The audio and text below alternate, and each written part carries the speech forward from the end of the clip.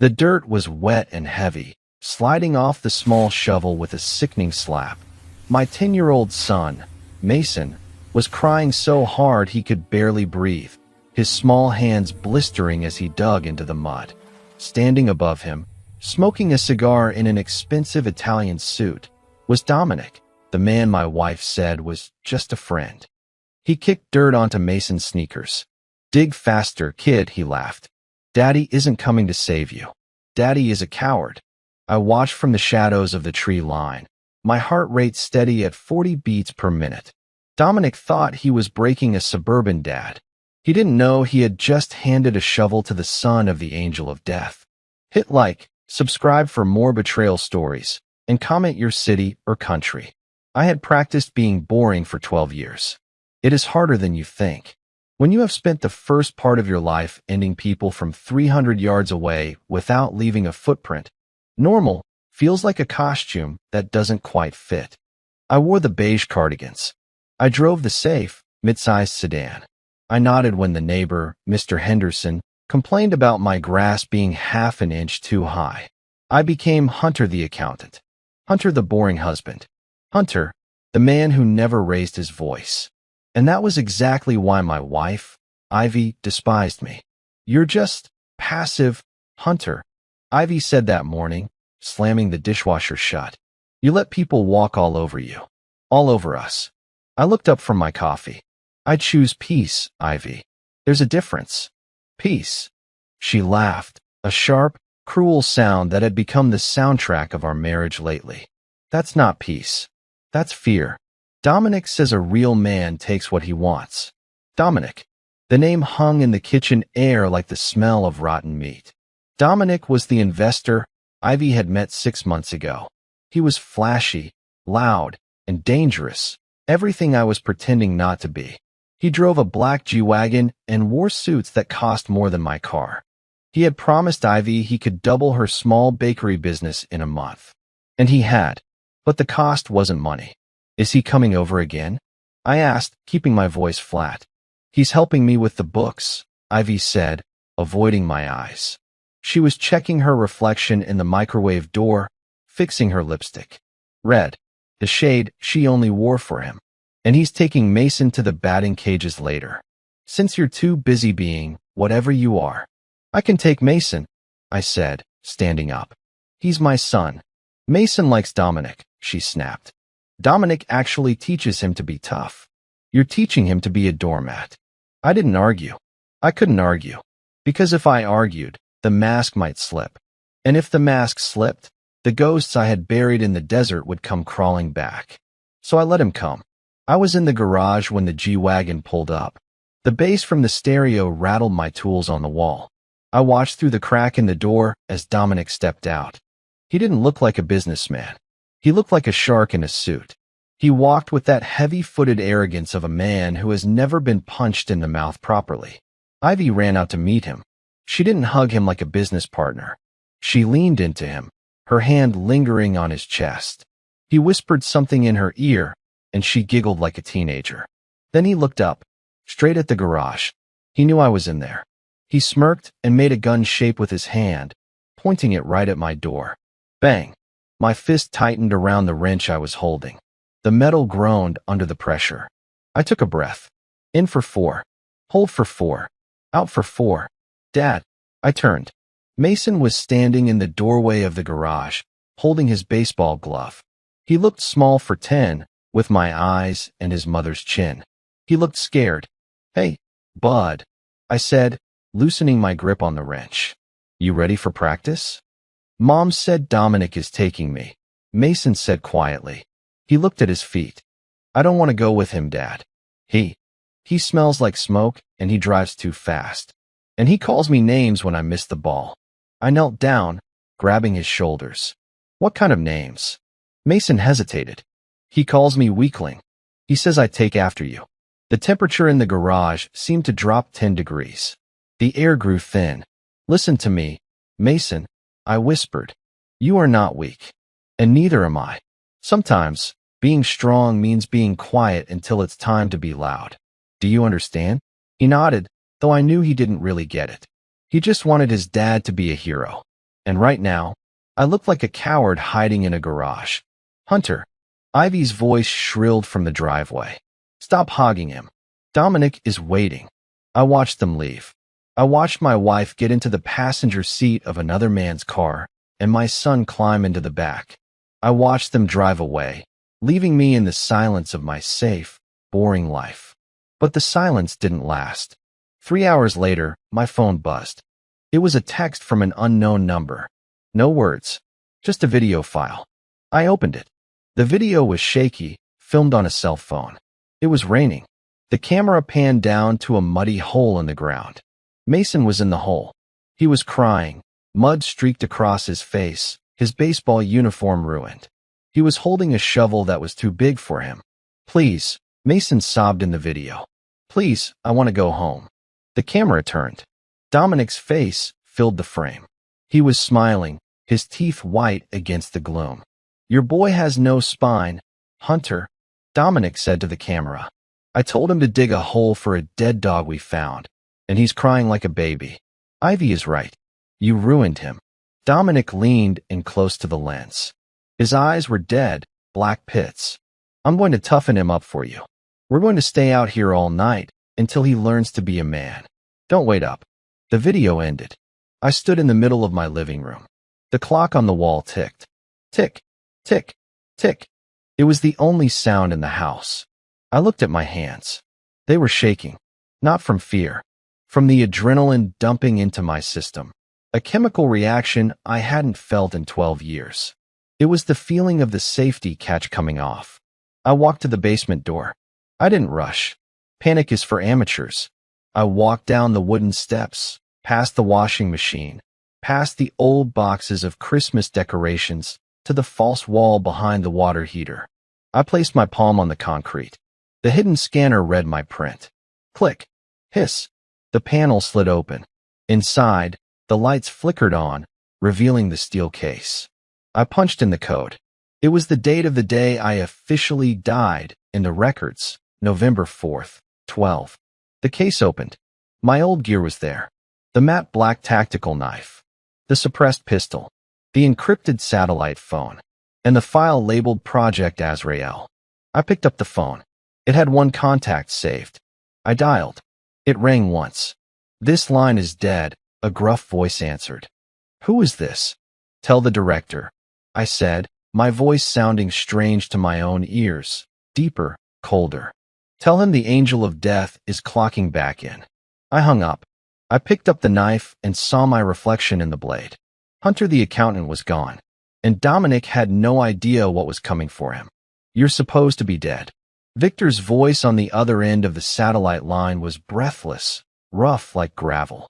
I hadn't heard it in over a decade, not since he handed me a new passport and told me to never look back. I am dead, I said, checking the chamber of my suppressed pistol. The metal felt cold and familiar, an extension of my hand that I had amputated years ago. But they woke me up. Victor. Dominic. He has Mason.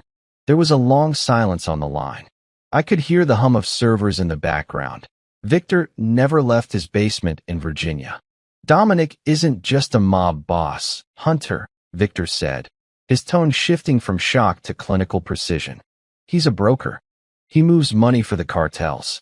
If he has your son, it's not because he wants to play stepdad. He wants leverage. Does he know who you are? No, I said, holstering the weapon under my jacket. He thinks I'm an accountant who does taxes for a logistics firm. He thinks I'm weak. Good, Victor replied. Keep it that way. If he knows he's holding the son of Azrael, he'll panic and put a bullet in the kid's head just to be safe. You need to be a ghost, Hunter. Do not engage until you have visual on the boy. I need a location, I said. Track his phone. The video he sent came from a burner, but he's arrogant. He'll have his personal device on him. I'm on it. Give me 20 minutes. And Hunter? Yeah. Welcome back to hell. The line went dead. I didn't leave the basement immediately. I stood there, staring at the empty black screen of my phone, and for a split second, the rage almost took me. It wasn't just about Mason. It was about her. Ivy. My mind flashed back to 3 months ago. The dinner at the Red Oak. That was the night the mask really slipped. We were celebrating our anniversary. Or, we were supposed to be. But Dominic had shown up. He walked right to our table, pulling up a chair without asking, waving a waiter over to order a bottle of wine that cost more than my monthly mortgage payment. "I hope you don't mind," Dominic had smiled, placing a hand on Ivy's shoulder. "I hate eating alone." "Of course not." Ivy had beamed. She looked alive in a way she never did with me anymore. Her eyes sparkled. She laughed at his jokes that weren't even funny. When the check came, I reached for it. It was my anniversary. I wanted to pay. Dominic slapped his hand over mine. His palm was heavy, sweaty. "Put the wallet away, Hunter. We both know you can't afford this lifestyle. Let the men handle the business." I froze. I looked at Ivy, waiting for her to defend me, waiting for her to say, "He's my husband. Show some respect." But she didn't. She looked down at her wine glass, embarrassed. "Let him pay, Hunter," she muttered. "Don't make a scene." That was the moment. That was the exact second I realized I had lost her. She didn't want a partner. She wanted a protector, and she had decided I wasn't one because I didn't solve problems with my fists. She didn't know that the only reason Dominic was still breathing was because I was choosing to let him breathe. A heavy thud from upstairs snapped me back to the present. The front door slammed. "Hunter." Ivy's voice. She sounded frantic. I engaged the safety on my pistol and tucked it into the small of my back, pulling my baggy cardigan down to cover it. I took a deep breath, pushing the soldier back down, pulling the terrified husband back up. I walked up the stairs, locking the false wall behind me. Ivy was in the kitchen, throwing things into a suitcase. She looked manic. Her hair was messy, her mascara smudged. "Where is he?" I asked, my voice trembling, perfectly faked. "Where's Mason?" "I saw the video, Ivy. Dominic has him in a hole." Ivy stopped packing. She turned to me, her eyes wild. "It's not a hole, Hunter. It's character building. Dominic said Mason needs to learn how to work. He's taking him camping. He had a shovel, Ivy." He was crying. "He's fine," she screamed, picking up a vase from the counter and smashing it on the floor. The sound was like a gunshot in the small kitchen. "God, stop being so dramatic. This is why Dominic is in charge now. Because you panic over everything." She stepped over the shattered glass, getting right in my face. "I'm leaving for a few days," she spat. "Dominic invited me to stay at the estate. He says it's safer there until you calm down." "You're leaving me?" I asked, forcing tears into my eyes. "Now." "I can't look at you right now," she whispered, shaking her head with disgust. "You're just standing there. Your son is out with a powerful man, learning how to be strong, and you're standing in your kitchen in a sweater, crying. You're pathetic." She zipped up the suitcase. "I'm taking the car," she said. "Don't try to follow us. Dominic has security. Real security. Not like you." She brushed past me, her shoulder hitting my chest. She didn't feel the hard steel of the gun pressed against my spine. She didn't feel the tension in my muscles, coiled like a viper ready to strike. She walked out the door. I watched through the window as she got into her car and backed out of the driveway. She was going to him. She was going to the man who was tormenting her child, convinced he was the hero. The moment her taillights disappeared around the corner, my posture changed. The slouch vanished. The fear evaporated. I walked to the sink and splashed cold water on my face. She was right about one thing. Dominic had security. He had walls, cameras, and hired guns. But he didn't have me. My phone buzzed. It was Victor. Target located. An old warehouse district on the east side. One of his shell companies. It's a distribution hub. But Hunter, the heat signature shows at least 12 hostiles. I dried my face with a paper towel. 12. Good. I whispered to the empty, broken kitchen. I was hoping for a challenge. I grabbed my keys. I wasn't taking the sedan. In the back of the garage, under a tarp, was an old motorcycle I had bought for parts years ago. I ripped the tarp off. Ivy thought I was running away. Dominic thought I was crying. They were about to learn that the only thing scary about a quiet man is what happens when he finally decides to speak. The warehouse district at night looked like a graveyard for industry. Rusted shipping containers lined the streets like tombstones. Broken streetlights flickered weakly, casting long shadows that swallowed everything whole. I parked the motorcycle 3 blocks away, killing the engine and coasting the last 100 feet in silence. Victor's intel was good.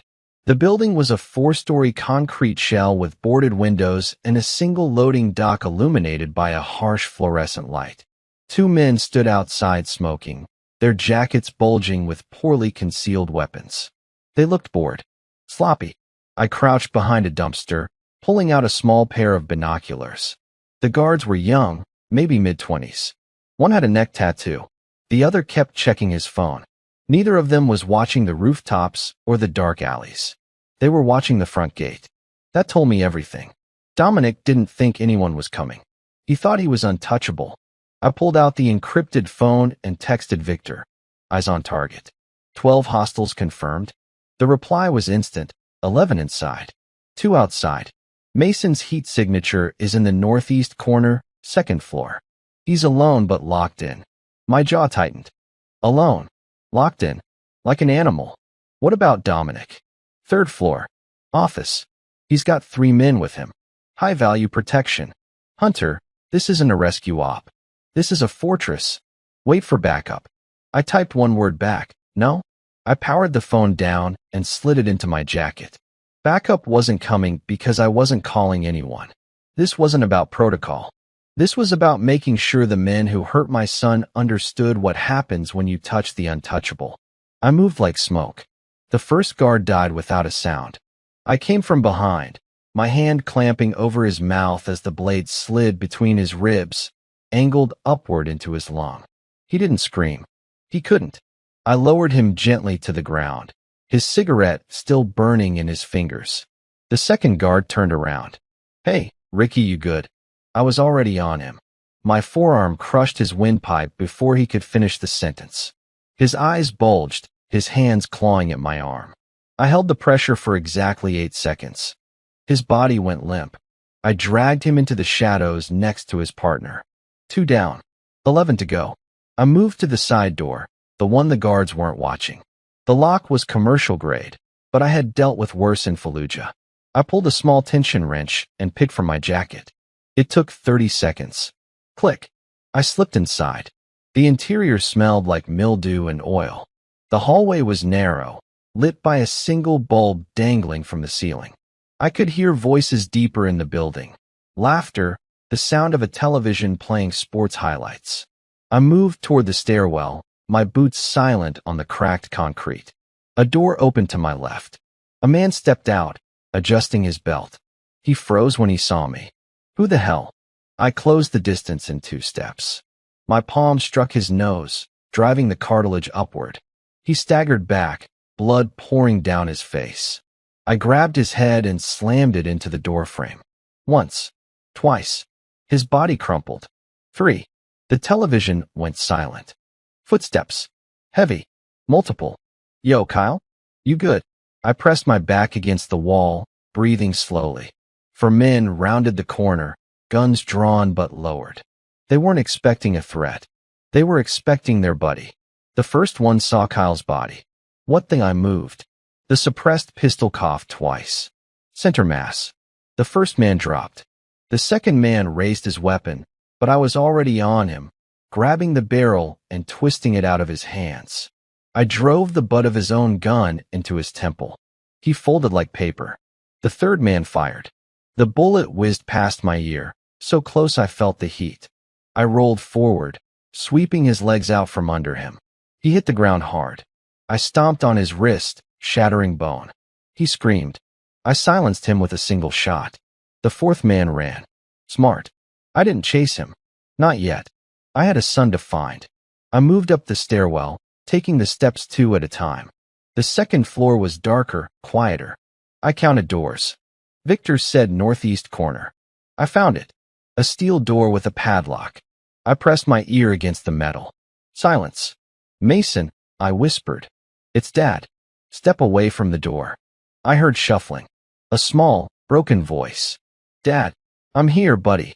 Cover your ears. I aimed the pistol at the padlock and fired. The lock exploded. I kicked the door open. Mason was huddled in the corner, his face streaked with dirt and tears. His baseball uniform was filthy. His hands were blistered and raw. But he was alive. He looked at me, not at the accountant dad he knew, at the man standing in the doorway with a gun, blood on his jacket, and death in his eyes. "Dad?" He whispered again, like he didn't recognize me. I holstered the weapon and knelt down, pulling him into my arms. He was shaking. "I've got you," I said, my voice cracking for the first time. "I've got you, Mason. You're safe. There were bad men." He sobbed into my chest. "They locked me in here," Dominic said. "He said you weren't coming because you were too scared. I'm here now," I whispered. "And they're never going to touch you again." Footsteps thundered up the stairwell. Shouts. Radios crackling. I stood, placing Mason behind me. The door burst open. 5 men, tactical gear, submachine guns. They saw me. They saw the bodies behind me in the hallway. The leader, a man with a scar across his jaw, raised his weapon. "Drop it, old man. You're outnumbered." I didn't drop it. I stared at him, my face blank, emotionless. "Do you know who I am?" I asked quietly. The man hesitated. Something in my tone made him pause. "I'm Azrael," I said, "the angel of death. And your boss just made the worst mistake of his life." The man's face went pale. He'd heard the stories. They all had. Legends whispered in the dark corners of the underworld about a ghost who ended warlords, cartel leaders, and terrorists without leaving a trace. He lowered his gun. "Get the kid out," he muttered to his men. "And tell Dominic we're done. We didn't sign up for this." They turned and fled. I picked Mason up and carried him toward the exit. He buried his face in my shoulder, too traumatized to speak. But as we walked past the bodies, past the shattered locks and broken men, Mason whispered one sentence that chilled me to the core. "Dad, Mom was with them. I saw her upstairs." I carried Mason through the loading dock and into the cold night air. His breathing had steadied, but his grip on my jacket was still tight, like he was afraid I would disappear if he let go. I set him down gently next to the motorcycle, wrapping my coat around his shoulders. "Stay here," I said, cupping his face with both hands. "I need you to be brave for 5 more minutes. Can you do that?" He nodded, his eyes wide and glassy with shock. I turned back toward the warehouse. Mason's words echoed in my head like a drumbeat. "Mom was with them. I saw her upstairs. Ivy was still inside. Part of me, the part that had loved her, married her, built a life with her, wanted to believe it was a mistake. Maybe Dominic was holding her hostage too. Maybe she was a victim. But the other part of me, the part trained to see patterns and lies, knew better. I moved back through the loading dock, past the bodies I had left behind. The building was silent now. The hired guns had scattered like roaches when the light turned on. Only the 3rd floor remained, Dominic's office. I climbed the stairs slowly this time, methodically. The door at the top was heavy, reinforced. But it was unlocked. Arrogance. Dominic thought he was safe up here. I pushed it open. The office was lavish, completely out of place in the decaying shell of the warehouse. Leather chairs. A mahogany desk. Floor-to-ceiling windows overlooking the city. And sitting behind the desk, pouring herself a glass of wine, was Ivy. She looked up when I entered. Her face didn't register fear. It registered annoyance.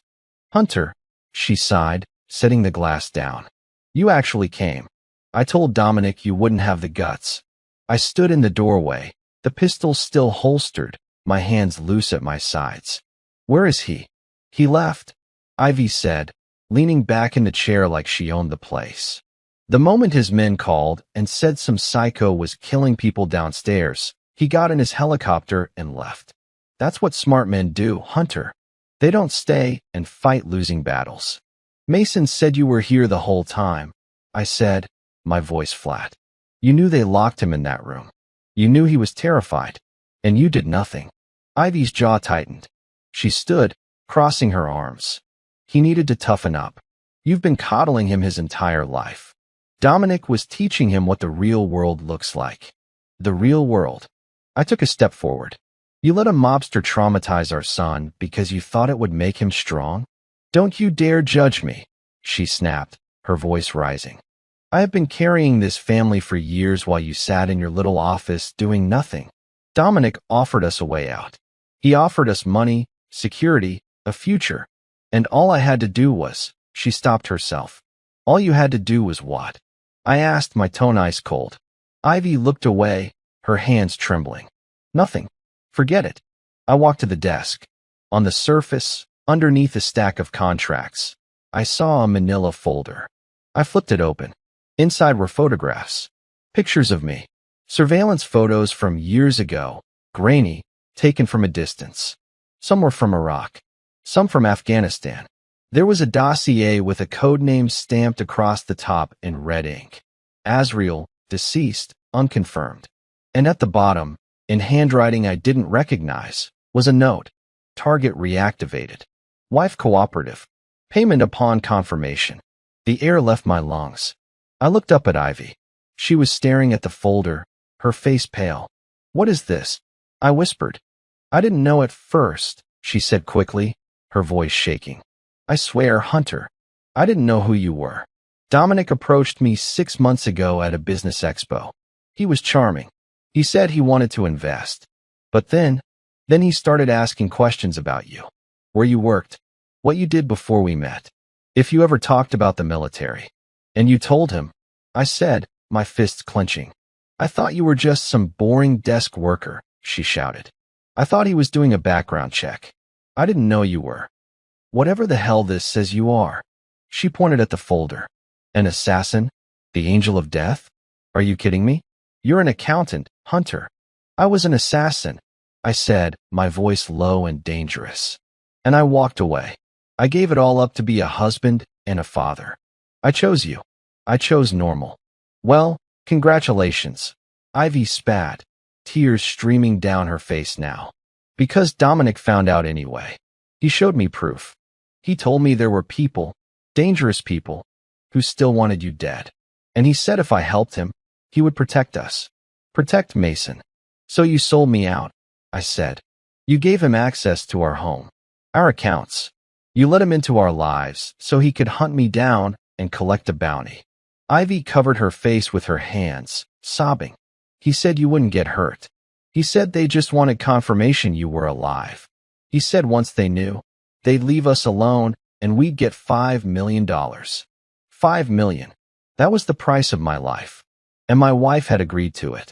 I stood there, staring at the woman I had loved for 12 years, and I felt nothing. No anger. No heartbreak. Just a cold, empty void where my marriage used to be.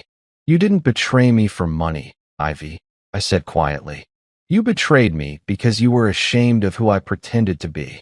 You wanted a killer.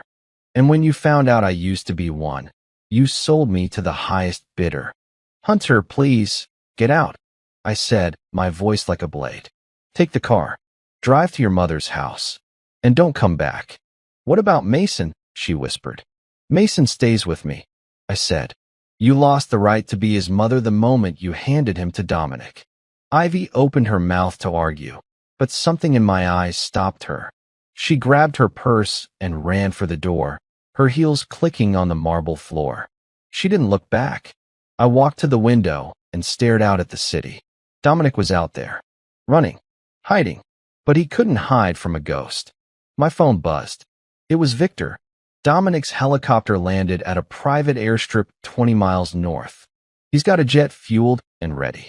If he leaves the country, you'll never find him. I didn't respond. I just walked out of the office, past the bodies, past the wreckage. Mason was still waiting by the motorcycle, shivering in my coat. I knelt down in front of him. Your mom is gone, I said. It's just you and me now. Are you okay with that? Mason looked up at me, his face streaked with dirt and tears. Are you really the angel of death? I didn't lie to him. I used to be. He nodded slowly. Good. Because Dominic said he was going to hurt us forever, and I want you to stop him.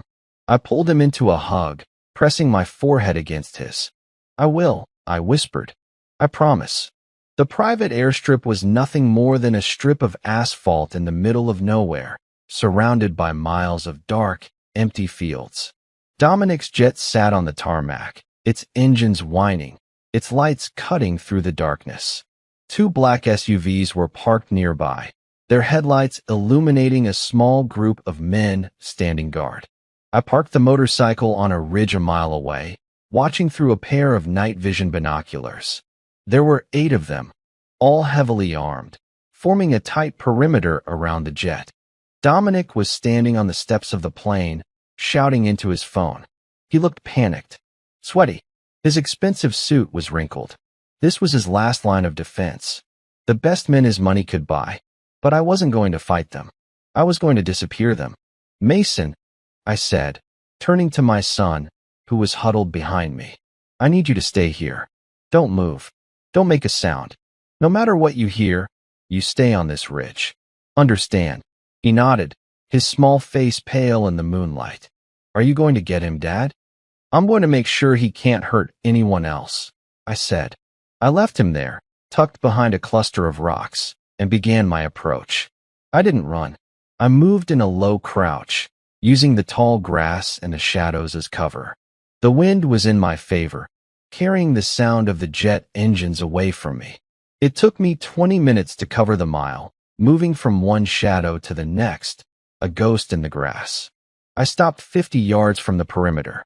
The guards were nervous, scanning the darkness, their rifles held high. They knew I was coming. They just didn't know from where.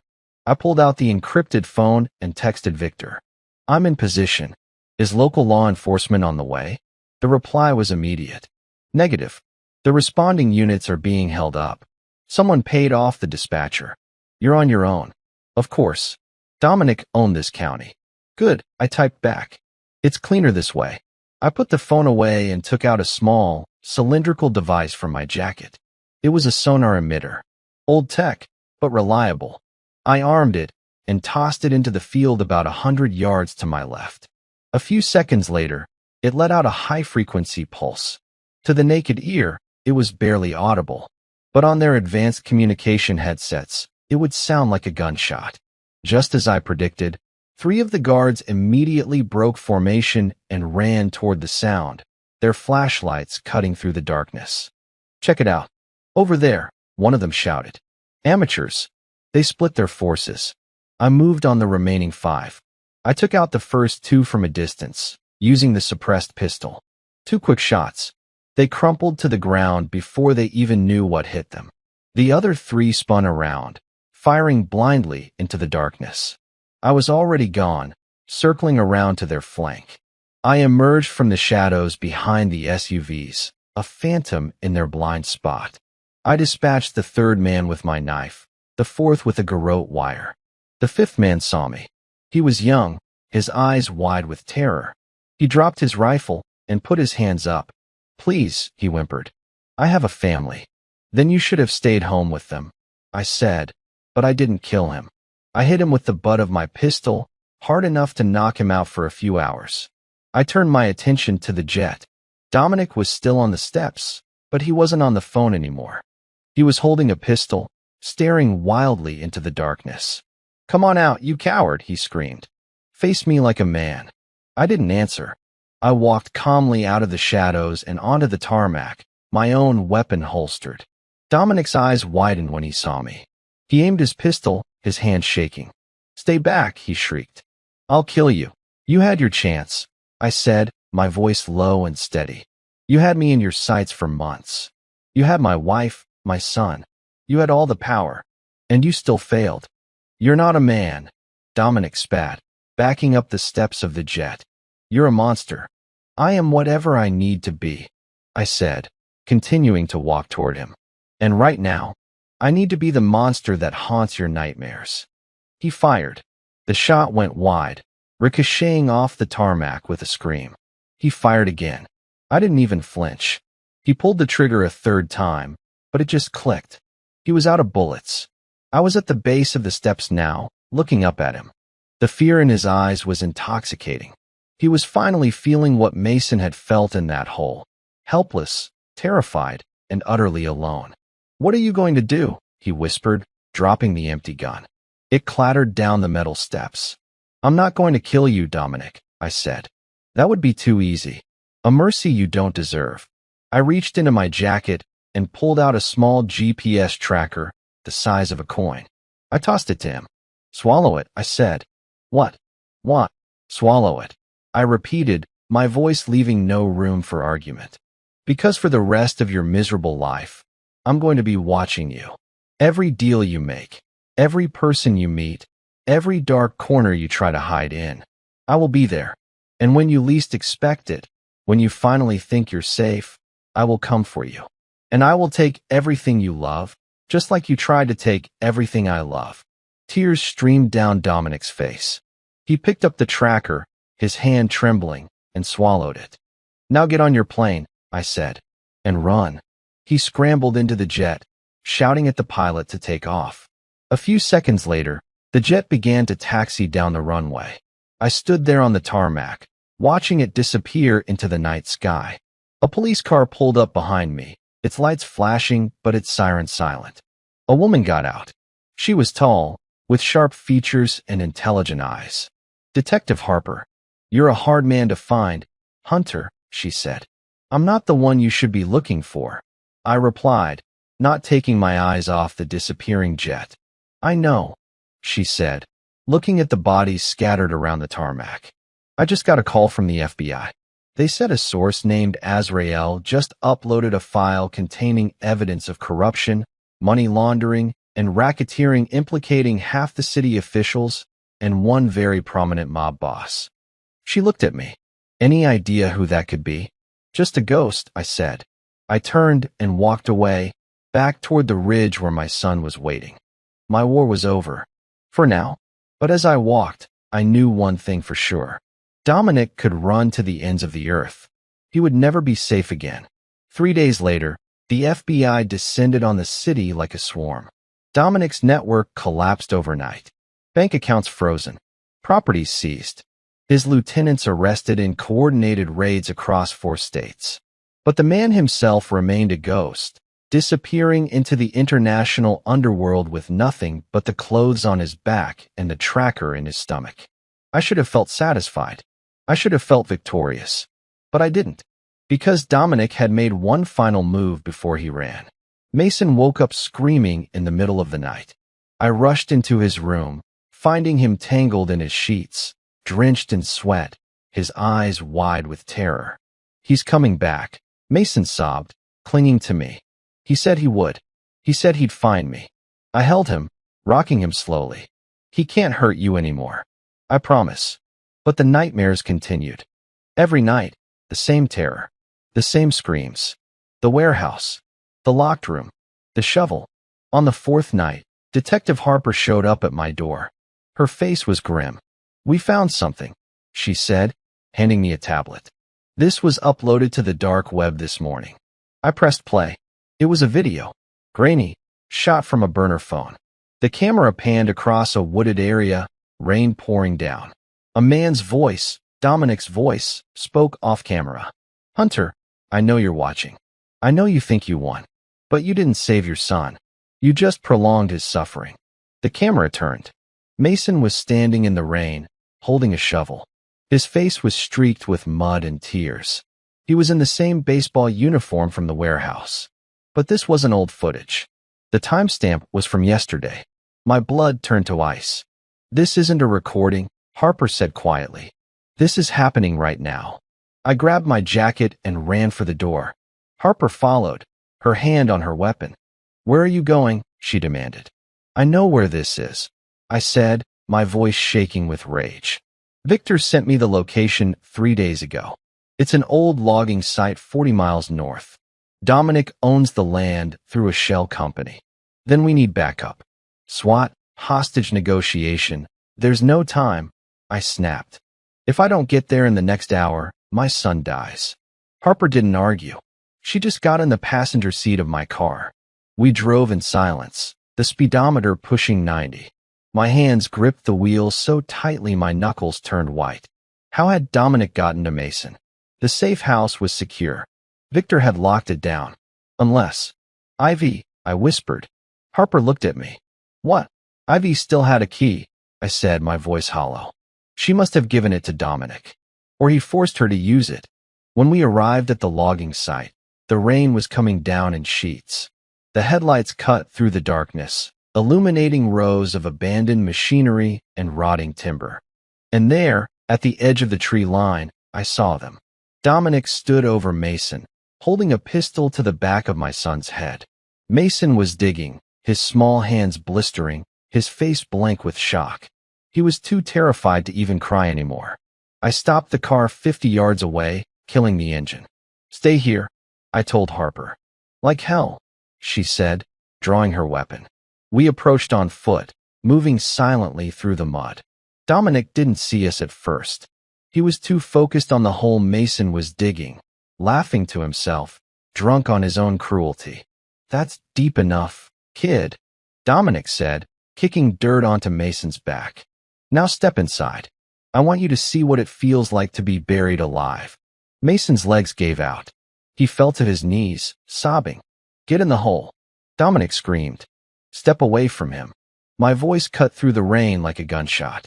Dominic spun around, his eyes wild. He pressed the gun harder against Mason's head. "One more step, and I blow his brains out," Dominic shrieked.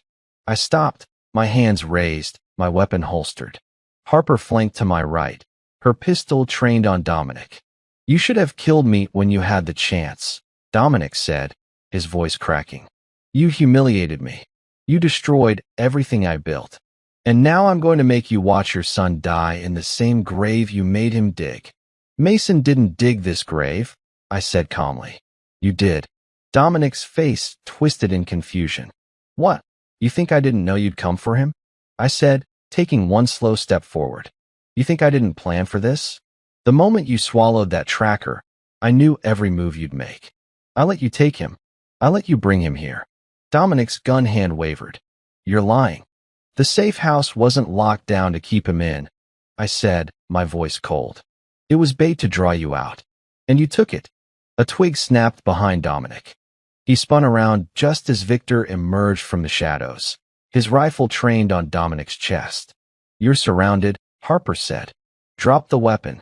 Dominic looked around wildly. More figures emerged from the darkness, federal agents, silent and efficient, their red laser sights painting his body like a constellation. He had nowhere to go. Slowly, Dominic lowered the gun. Mason scrambled out of the hole and ran to me, collapsing into my arms. "You set me up," Dominic whispered, his face pale. "I told you," I said, holding my son tightly. "I'm the angel of death, and you just dug your own grave." The agents moved in, tackling Dominic to the ground. He screamed and thrashed, but it was over. Harper walked over to me, holstering her weapon. "That was reckless." "It was necessary," I said. She looked down at Mason, then back at me. "He's going to need therapy. A lot of it." "I know," I said quietly. As the agents hauled Dominic away, he turned back one last time, his face twisted with hatred. "This isn't over, Hunter," he screamed. "You think you're safe? There are others. People who want you dead. They'll never stop coming." I didn't respond. I just turned away, carrying my son back to the car. But his words lingered in the rain, a dark promise that I knew wasn't empty.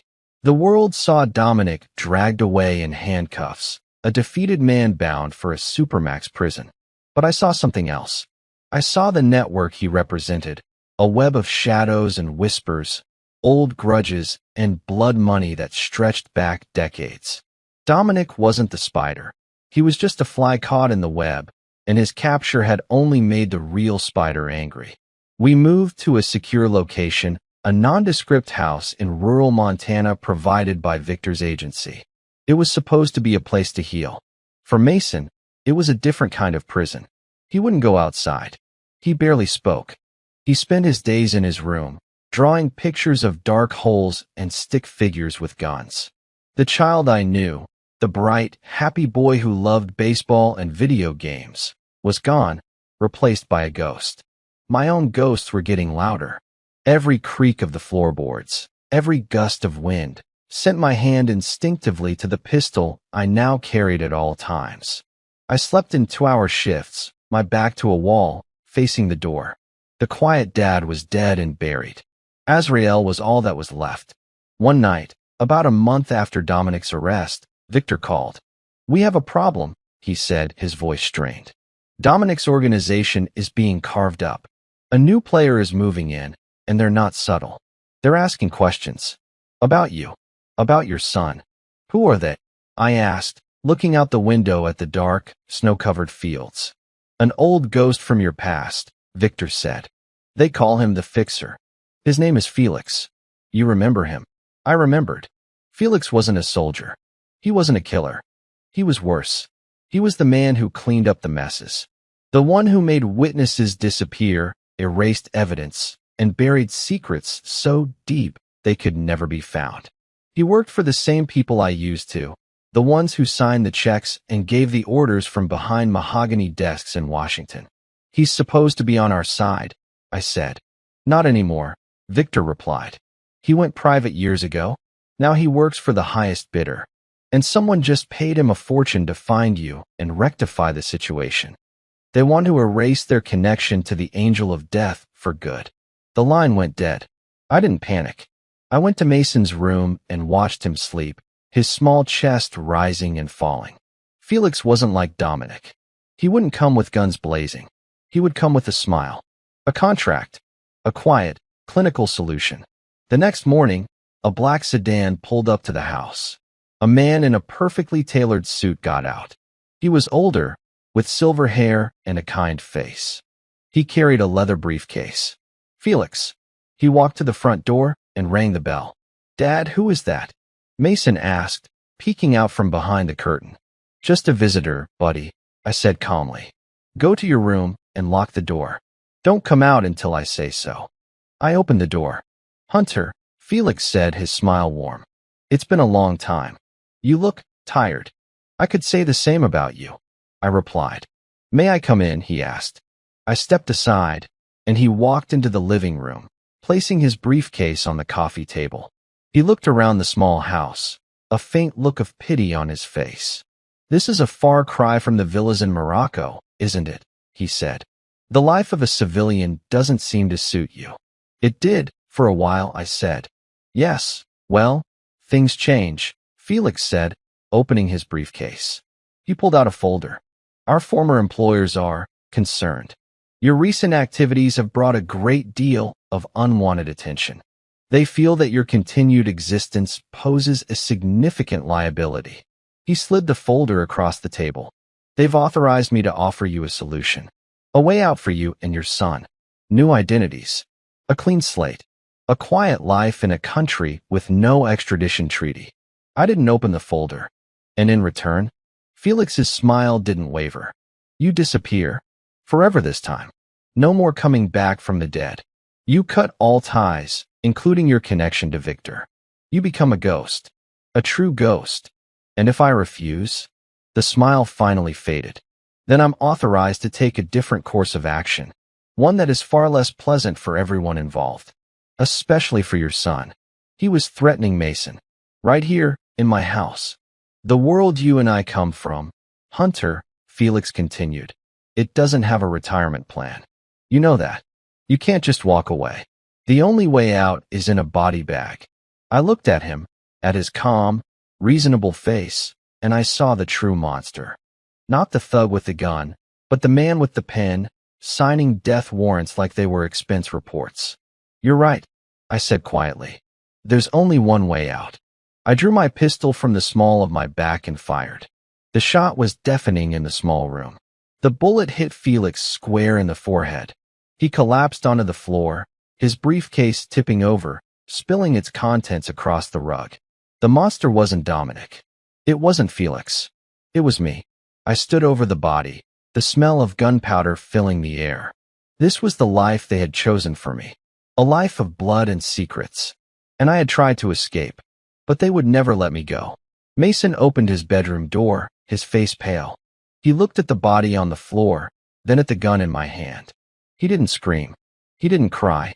He just looked at me with an expression I had never seen before. Understanding. "What do we do now, Dad?" he asked, his voice steady. I looked at my son, at the ghost of the boy he used to be, and I knew what I had to do. "We stop running," I said. We stop hiding. We go back. And we burn it all to the ground. Felix's body lay on my living room floor longer than it should have. It wasn't shock that kept me from moving. It was calculation. Every second that passed was a second closer to the point of no return. Killing Dominic's cleanup man was like cutting the brake lines on a rolling truck. There was no stopping what came next. Mason sat at the kitchen table, staring at the blood creeping toward the leg of his chair. His hands were flat on the wood, knuckles white, but his eyes were dry. He'd crossed some invisible line too. Whatever childhood he had left was bleeding out on that rug. I need you to listen to me, I said, kneeling in front of him. What happens next isn't going to be pretty. There are going to be people with badges, people with cameras, people who say they want to help but are really just protecting themselves. You can't trust any of them. You trust me. Only me. Understand? He nodded slowly. Are we running again? I shook my head. No. Running is what they expect. That's how they keep control. We do the opposite. What's the opposite of running? He asked. Surrendering, I said. On my terms. I took Felix's briefcase and sifted through the papers. Contracts. Redacted memos. Transfer receipts. Signatures from men and women who had sworn public oaths and then sold their souls for a line item on a classified budget. Buried among them was what I needed most, an encrypted drive, labeled with a project code I recognized from another life. Azrael. Felix hadn't just come to erase me. He'd brought the shovel. I called Victor. You're supposed to be off-grid, he said, voice tight. Felix checked in this morning. Then he went dark. Tell me you didn't. He's not a problem anymore, I said. But his employers still are. How deep does this go, Victor? Too deep, he said after a long silence. They signed off on things they aren't supposed to admit exist. Black sites. Unlawful hits. If you drag this into the light, they'll scorch the earth to keep from going down with it. Good, I said. I want them desperate. Desperate people make mistakes. I'm done being their secret. It's time their names live in the sunlight with mine. What's your play? He asked.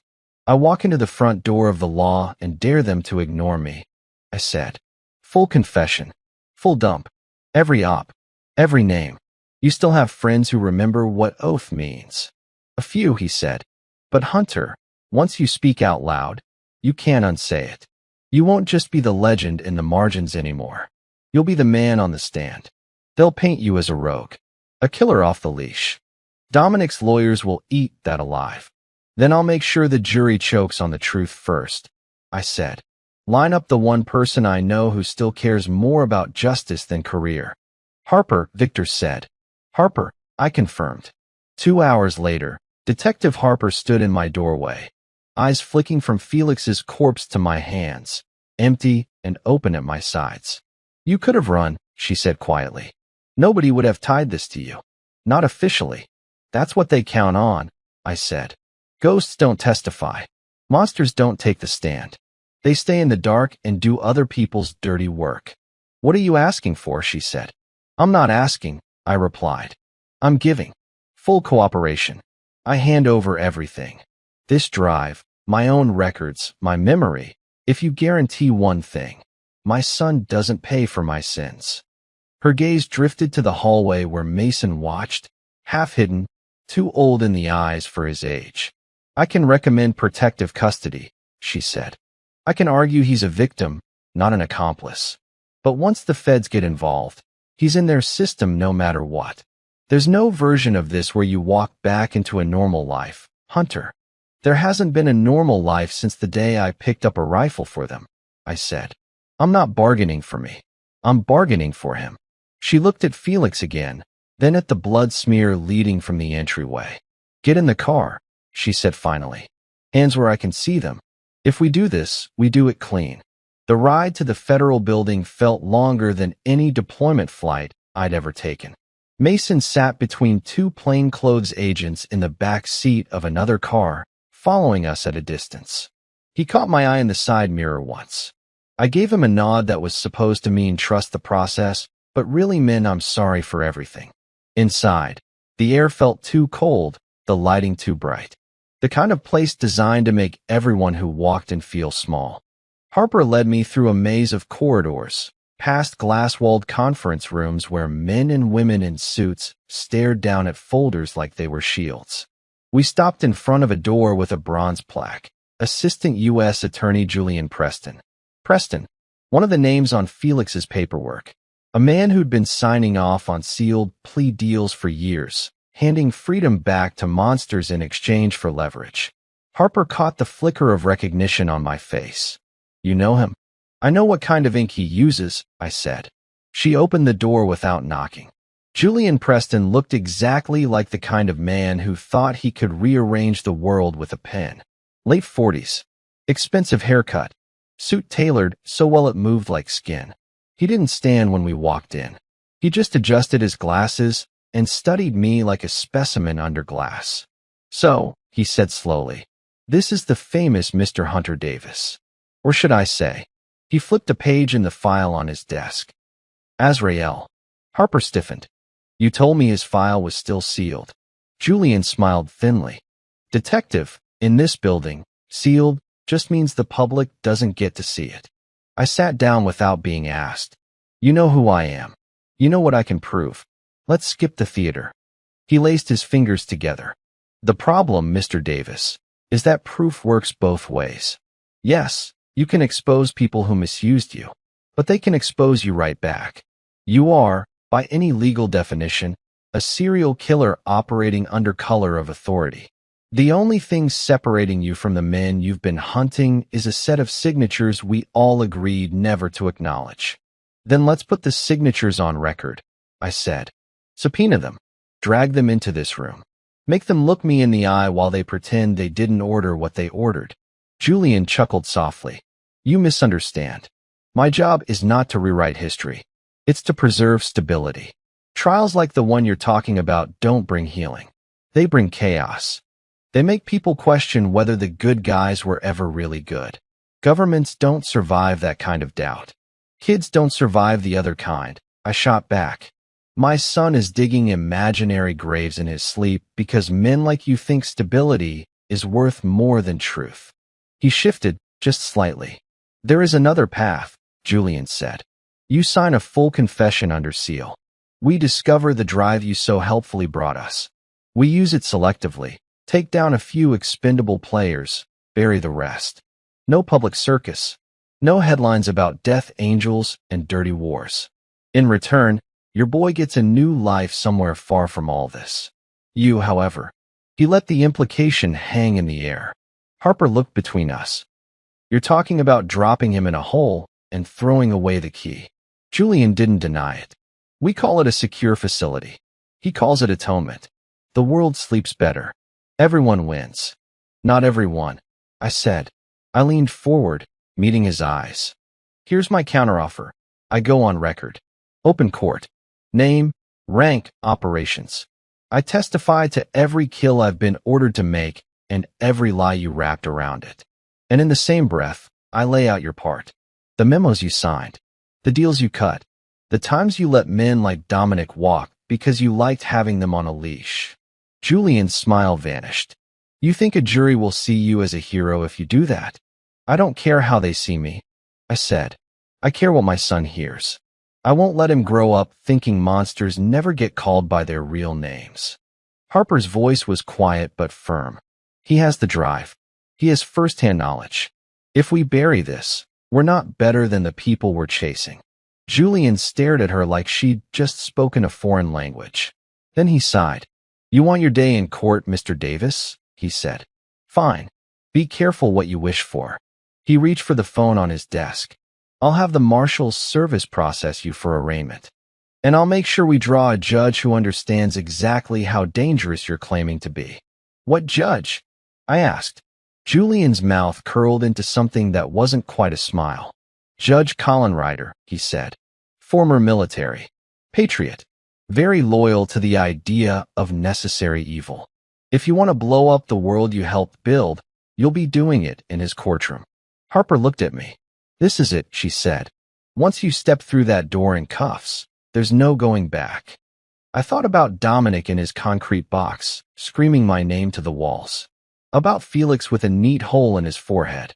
About Ivy signing away our lives one signature at a time. About Mason kneeling in the rain, shovel in hand. There was no going back the first time I pulled the trigger for them.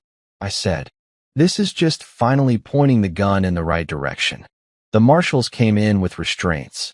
Cold metal closed around my wrists. As they led me out of Julian's office toward the elevator that would take me to holding, I caught a glimpse through a window into another corridor. Orange jumpsuit. Shackles. Head bowed. Ivy. Our eyes met for half a heartbeat before a guard pushed her forward, out of sight. Whatever happened in that courtroom, there would be no pretending this was someone else's story anymore. We were all on the record now. They put me in a suit for the first day of trial. It didn't fit right. The shoulders were too tight, the sleeves a little short, like it belonged to someone smaller than the man I had become. The marshals chained my wrists and ankles anyway, as if the fabric might somehow make me less dangerous. The courthouse steps were a wall of cameras. Reporters shouted questions that blurred together into one meaningless roar. Angel of death, black ops, mob connections, is your son safe? I kept my eyes straight ahead, counting the stairs, one at a time. Left foot, right foot. I'd climbed into enemy territory before.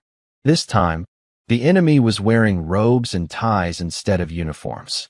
Inside, the air hit me like a refrigerator door opening. Cold. Sterile. Harper walked beside me, not as my handler, not as my ally, but as a witness the government could still claim as theirs. She didn't speak. She didn't need to. The look she gave me said everything. This is bigger than both of us. Don't underestimate what they'll do to keep you quiet. They walked me past the gallery. I saw strangers' faces turned toward me. Some curious, some afraid, some hungry for a spectacle. One face I didn't see was Mason's. That was by design. Victor had moved him again, deeper into a program that renamed kids and taught them to forget on purpose. The thought made something tighten in my chest. I'd spent my life erasing other people. Now the system was trying to erase my son's father from his story. The bailiff's voice cut through the low murmur of the room. All rise. Judge Colin Ryder took the bench like he owned more than just the room, like he owned the very idea of judgment. Mid-50s, ramrod straight, a face carved out of stone. His eyes swept over me with professional contempt. This court is now in session in the matter of United States versus Hunter Davis, the clerk read. Charges include murder, conspiracy, unlawful operations, and multiple counts under the Organized Crime Control Act. Mr. Davis, Judge Ryder said, voice smooth, practiced. How do you plead? Julian Preston rose before I could speak. Your Honor, the defense enters a plea of not guilty on all counts. I turned my head toward him. We didn't discuss that. Julian gave me a tight smile only I could see. We discussed strategy, he whispered. This is the only one that keeps your son off the stand. Ryder's gavel tapped once. Plea of not guilty is entered. We will proceed to trial. The first 2 days belong to them. The prosecution rolled out their narrative with clinical precision. Photos of Felix's body. Autopsy reports. Surveillance stills from the warehouse district and the logging site. They painted Dominic as a necessary evil in a dangerous world and me as the rogue element who upset the balance. Harper took the stand on day 3. She told the truth, but not all of it. Enough to show how Dominic's operation bled into local politics. Not enough to admit she'd helped me maneuver him into that field with the shallow grave. Detective, the prosecutor asked, in your professional opinion, did the defendant take the law into his own hands? Harper's eyes met mine for the briefest second. Yes, she said quietly. He did. The jurors wrote something down on their pads. They liked absolutes. The world is easier to swallow in black and white. On day 5, it was my turn. The chains came off when they put me in the witness chair, but I could still feel their weight. Julian walked me through the opening questions like we were rehearsing a script he'd written without me. Service record. Honorable discharge. Classified assignments. He danced around the word assassin like it had teeth. Mr. Davis, he said, did you act alone in the operations the government is now using against you? No, I said. Who gave you your orders? I received directives from a joint task structure that reported up through multiple agencies, I said. Those orders were signed and authorized by people whose names are on the documents and evidence. Julian stiffened slightly. That wasn't the wording he'd prepped. Before he could redirect, I kept talking. I didn't wake up one day and decide to become the angel of death, I said, looking straight at the jury. I was trained, groomed, deployed like a weapon someone else aimed. When those same people lost control of the narrative, they decided the easiest way to clean their hands was to call me a rogue and pretend they weren't the ones who loaded the gun. Mr. Davis, Julian started. Counselor, Judge Ryder cut in. Control your client. This is not a political hearing. With respect, Your Honor, I said, turning my gaze to the bench. This was always political. You just kept the politics off the record. A ripple of murmurs filled the room. Ryder's gavel came down hard. Order, he barked. One more outburst like that, and I will have you removed from your own trial, Mr. Davis. I didn't flinch. You can remove me from the room, I said, but you can't remove what's on that drive. Julian closed his eyes, like a man watching a slow-motion car crash. The prosecutor pounced. What drive are you referring to, Mr. Davis? The one entered as Government's Exhibit 19, I said. The encrypted archive recovered from Felix. It contains operational briefs, payment authorizations, and after-action reports signed by multiple officials, including. I let the sentence hang there for a heartbeat. Then I looked back up at the bench. Including a young assistant U.S. attorney named Colin Ryder. I finished, who, at the time, was assigned to a special oversight committee for off-book counter-terror operations. The silence that followed wasn't ordinary courtroom quiet. It was the kind you get right after an explosion, when everyone is still trying to understand which way the blast went. Ryder's face didn't move, but his knuckles whitened around the gavel. That is a serious allegation, Mr. Davis, he said, voice low.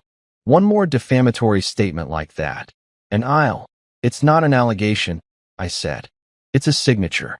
Page 74, document 3, timestamped and metadata verified. You approved disbursements to shell companies used to fund operations you're now calling murder. Half the jury turned their heads toward the monitor where the evidence list sat idle, as if they could see through the black screen. The prosecutor started to object. Julian tried to cut in. Harper, sitting behind counsel table, looked like someone had just pulled a rug out from under the whole building. Sidebar, the prosecutor snapped. Now. Ryder hesitated. For the first time since he'd taken the bench, he looked unsure which mask to wear. Jury will disregard the witness's last statement, he said automatically. Counsel approach. The white noise machine at the front of the bench hummed to life as they huddled. I couldn't hear the words, but I didn't need to. I knew the dance. Contain, discredit, bury. The courtroom waited, suspended in that humming bubble of almost sound. When they broke, Ryder's face was composed again, but something behind his eyes had cracked. Mr. Davis, he said, you will answer only the questions asked by counsel from this point forward. You are reminded that this is your trial, not an inquest into anyone else's service. You can't unring a bell, Your Honor, I said softly, and you can't unsign what you signed. He stared at me, so long the room seemed to shrink to just the two of us. Then he turned to the prosecutor. Do you wish to continue with this line of testimony? He asked. The prosecutor cleared his throat. At this time, the government moves to designate portions of the witness's testimony and Exhibit 19 as classified, and to close the courtroom to the public for any further discussion of those materials. There it was. The reflex. When truth gets too loud, stamp it secret and lock it in a vault. Julian surprised me. Your Honor, he said, the defense objects. My client has a right to a public trial. You don't get to hide the parts that make the government look bad. Ryder looked like he'd swallowed glass. Deny the motion and he risked dragging his own past into the open. Granted, and he'd confirm exactly what I'd just accused them of. The gallery held its breath. Finally, he spoke. Motion taken under advisement, he said curtly. We will recess for 1 hour while I review the relevant materials in chambers. He slammed the gavel down. Court is adjourned until 3 p.m. The defendant is remanded to holding. The marshals moved in. As they clipped the cuffs back around my wrists, I caught sight of a door at the side of the room opening. Ivy stepped out, flanked by 2 guards, still in her orange jumpsuit. She wasn't headed back to the cells. She was headed for the witness room. Our eyes met for the first time since the warehouse office. This time there was no panic in hers. No shame. Just a calm, almost resolved acceptance. The prosecutor intercepted her in the doorway, hand on her elbow, leaning in to say something I couldn't hear. She nodded. In that instant, I understood what the afternoon session was going to be. They weren't just going to use my past to bury me. They were going to use my wife. The courtroom was sealed. The cameras were gone. The public had been ushered out, leaving only the jury, the lawyers, and the silence. Judge Ryder sat on the bench like a gargoyle, his earlier confidence replaced by a focused, predatory stillness. He had denied the motion to clear the court entirely, but had restricted, classified testimony, a compromise that pleased no one. The prosecution calls Ivy Davis to the stand, the lawyer announced. The side door opened. Ivy walked in. She wasn't looking at the floor this time. She walked with her head high, the orange jumpsuit stark against the wood paneling of the witness box. She sat down, swore the oath, and looked directly at me. Her eyes were clear. Too clear.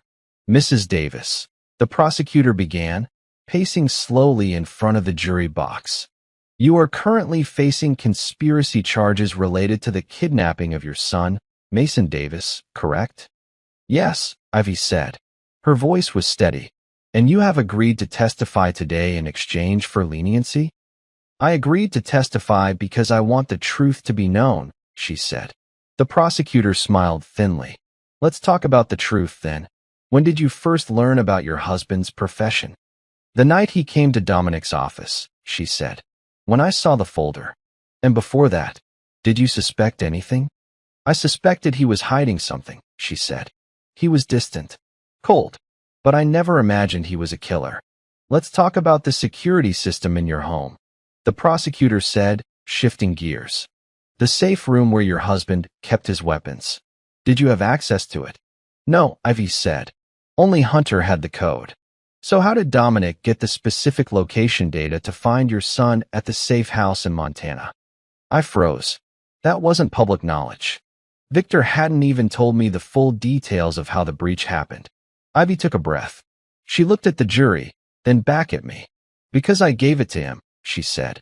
A murmur rippled through the jury. Even Ryder leaned forward. You gave him the location? The prosecutor asked, feigning surprise. But you just said you didn't have the codes. I didn't have the codes to the weapons, Ivy said. But years ago, when we first got married, Hunter made me memorize a sequence of numbers. He said it was an emergency frequency, a way to contact his old friends if he ever disappeared.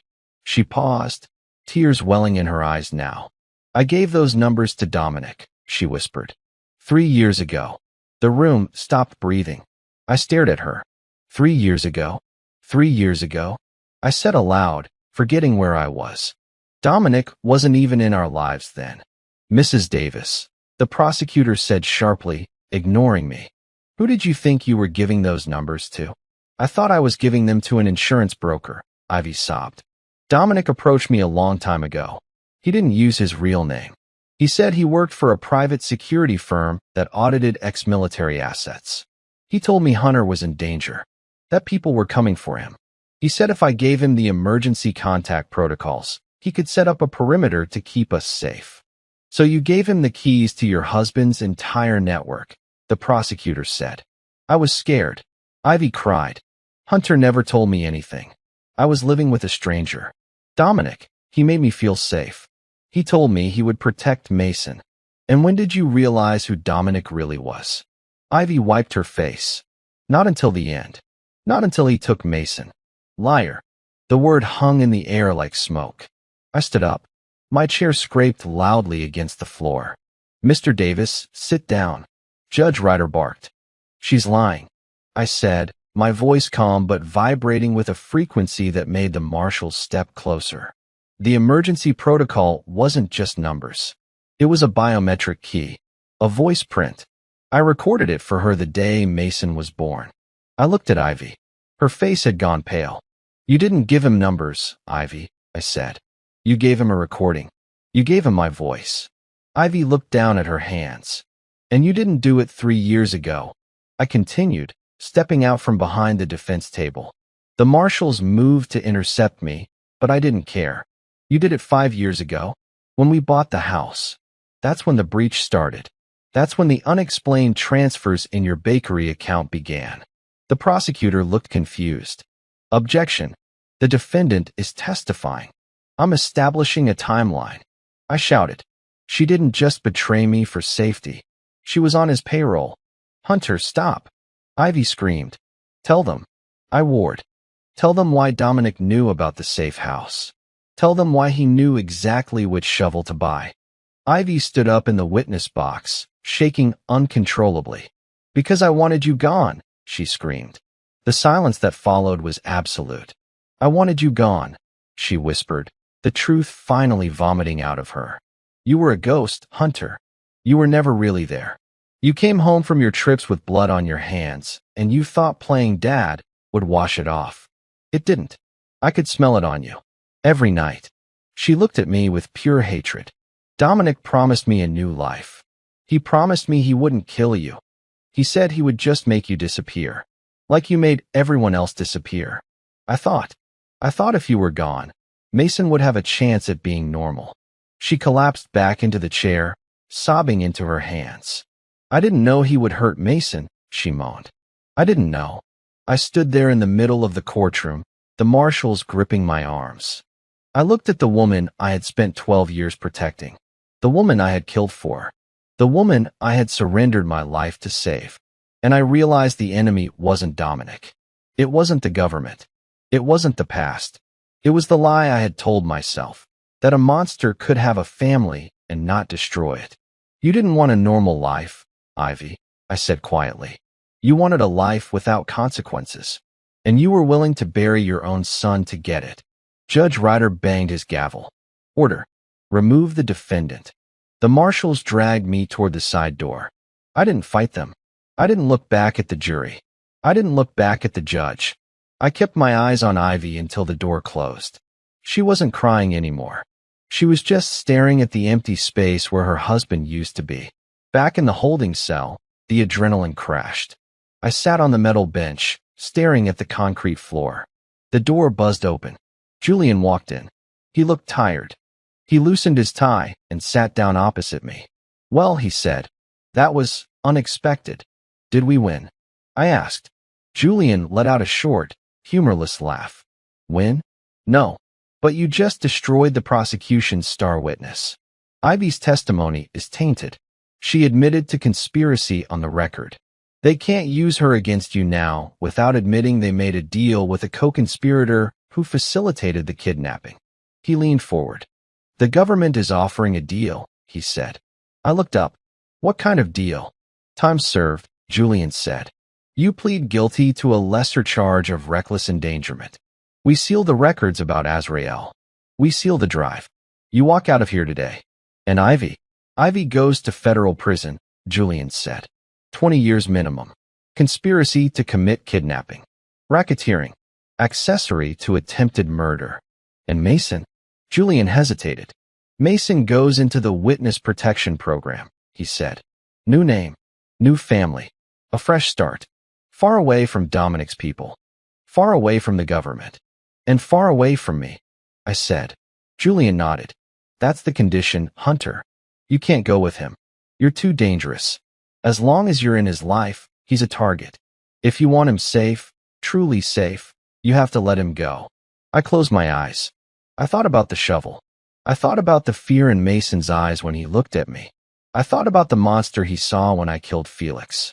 I had promised to protect him, and the only way to protect him was to leave him. Do it, I whispered. Are you sure? Julian asked. Sign the papers, I said, opening my eyes. They felt dry, like sand. The angel of death is officially retired. Julian stood up. He looked at me for a long moment, then nodded. You're a good father, Hunter, he said quietly. No, I said. I'm not. That's why he's going to be okay. Julian walked to the door. One more thing, I said. He stopped. Tell Mason. I choked on the words. Tell him his dad went away on a long trip. Tell him. Tell him I'm boring now. Julian didn't smile. He just knocked on the door, and the guard let him out. I was alone in the cell. The silence settled around me, heavy and final. I had won the war. I had destroyed the enemy. I had burned the world down to save my son. And in the ashes, I realized the only thing left to bury was myself. 5 years later, the cabin sat at the edge of a lake nobody bothered to name. No internet. No television. Just the sound of water lapping against the dock and the occasional cry of a bird circling overhead. I chopped wood in the mornings, fished in the afternoons, and at night, I sat on the porch with a cup of coffee that had gone cold hours ago. This was what peace looked like. Empty. Quiet. Safe. The deal had held. Ivy served 3 years before an early release program put her in a halfway house 2 states away. I never saw her again. Never wanted to. Dominic rotted in a supermax facility in Colorado, his empire carved up and auctioned off by the very people who once paid him protection money. Felix was a footnote in a classified file that would never see daylight. And Mason became someone else. Victor called once a year, always from a different number, always with the same report. He's safe. He's doing well. He doesn't ask about you anymore. That last part should have hurt. But it didn't. It was the only proof I had that I'd done something right. I was stacking firewood when the car pulled up. Black sedan. Government plates. My hand instinctively moved toward the hatchet, but I stopped myself. Old habits. The door opened. Detective Harper stepped out. She looked older, grayer, but her eyes were the same. Sharp, tired, honest. You're harder to find than I remember, she said, walking up the gravel path. That's the idea, I replied, setting the hatchet down. What brings a city detective to the middle of nowhere? She pulled an envelope from her jacket. This came to my desk 2 weeks ago. It's addressed to you. No return address. Just a P.O. box in Montana. I took it carefully, like it might explode. The handwriting on the front was blocky, uneven. A kid's handwriting. I didn't open it, Harper said. But I ran the postmark. It's from the town where Mason was relocated. My hands shook as I tore it open. Inside was a single piece of lined notebook paper, folded twice. The message was short. Dad, I'm 16 now. They told me you weren't coming back. They told me you were dangerous. But I remember the night you carried me out of that warehouse. I remember you told me being strong meant being quiet until it was time to be loud. I don't know if you'll ever read this, but I wanted you to know I'm okay. I'm playing baseball again. I have friends. I'm normal. And I know that's because of you. I don't need you to write back. I don't need you to find me. I just needed you to know that I don't hate you. I understand now. You were never the monster.